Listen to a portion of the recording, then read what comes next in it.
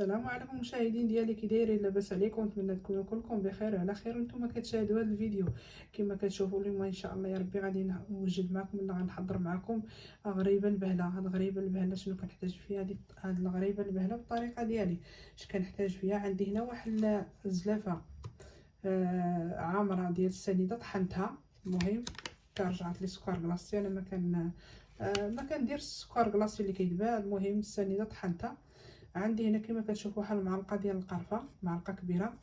عندي زلافه ديال اللوز مهرمش كما كتشوفوا، كما كيبان لكم، ها انتم كتشوفوا على بركه الله. عندي واحد الخماره ديال الحلوى ديال 16 غرام. نعطي لكم المقادير والطريقه في نفس الوقت على بركه الله. عندي كيلو ديال الطحين مع واحد القبيصه ديال الملحه. كيلو ديال الطحين، بسم الله. شنو كنحتاجو في هذا غريبه ساهله مهله. بغيتي تزيدوا الزنجلان زيدوه، انا هاد المره هادي ما درتوش. المهم نورمال كنديرو، هاد المره ما درتوش، قلت راه نديرها. عندي اللوز بالزايد ما درتش الزنجلان. دابا غادي نخلط هاد المقادير ديالي، وعاد ديك الساعه غادي ندوزو باش نعجنو هاد الغريبه. عندي الزبده والزيت. الزبده 4 كيلو 250 غرام، ذوبتها.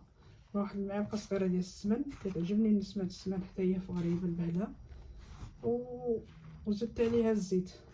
المهم انا ما كنشدش العبار، ولكن حتى كتجمع لي. غادي نوري لكم حتى القوام ديالها كيف كترجع ان شاء الله يا ربي. تقريبا نقولوا الزيت حتى هو نقولوا شي رابعه ولا لين السيطره. هذا مكان. طبعا بعد نخلط داك السكر وهذيك الطحين وداك اللوز، وغادي نبدا نزيد في ديك الزبده والزيت ديالي. واحد المعلقه ديال السمن. ساهله مهله كتجي زوينه الصراحه. الله كتجي ما تشبعوش منها هاد الغريبه هادي.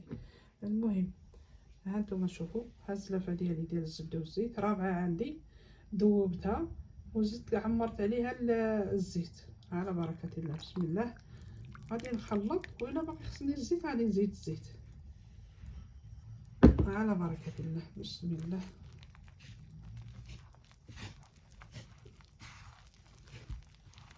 المهم القوام ديالها ما خصهاش تكون تفتت، وما خصهاش تكون عاود معجونه بزاف.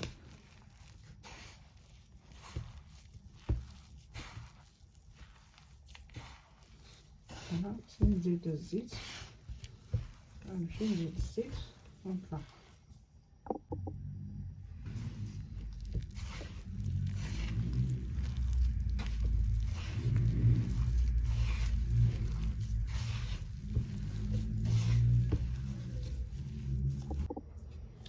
من بعد ما عجنت الغريبه ديالي، المهم كتبقاو تزيدوا في الزيت وانتم كتجمعوا فيها حتى كتجمع لكم. هي راه ما كتجيش مجموعه، راه كتجي ضروري تجي على هذا الشكل هذا، ولكن ملي كتجي تكورها راه كتكور. الا مشيتو حتى فوتوا ليها الزيت وجات جمعتوها بحال العجينه الخبز، راه انا بعدا بالتجربه راه ما كتجينيش مفرقعه ولا مشقه من الفوق، راه كتجي مصممه من الفوق. تجي شيشه اوكي، ولكن باش كيجيو فيها هذيك الشقاق من الفوق ولا مفرقعه من الفوق، راه ما كتجيش مفرقعه. المهم خصها ضروري تبقى على هذا الشكل هذا. ها نتوما كتشوفوا الهولنديين هنا عندنا كيقولوا لهاد الحلوى هذه كيقولوا لها الزند كوكيس. الزند هي الرمله. المهم كتجي مرمله. هذا مكان. ها نتوما كتشوفوا. المهم دابا غادي نتلاقاو باش نبداو نكمرو وندخلوها الفران طيب، ونتلاقاو من بعد ان شاء الله يا ربي. نتوما كما كتشوفوا بعد ما كتبقاو تكوروا تنزلوا كويرات على هذا الشكل هذا. ها نتوما كتشوفوا كتكوروا وكتنزلوا حتى كتعمروا الصينيه ديالكم وتدخلوا الفران مسخن على 180 درجه حتى كيطيبوا من الفوق وتحت وكيتفرقعوا من الفوق، وديك الساعه كتخرجوهم.